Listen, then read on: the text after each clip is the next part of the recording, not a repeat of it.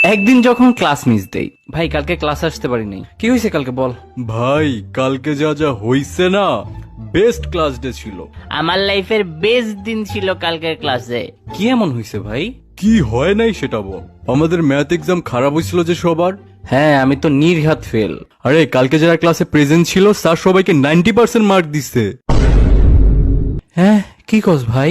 এরপর স্যার আমাদের সবাইকে রেস্টুরেন্টে খাইতে নিয়ে গেছে। হোয়াট ভাই, এত কিছু হয়েছে? সবে তো শুরু।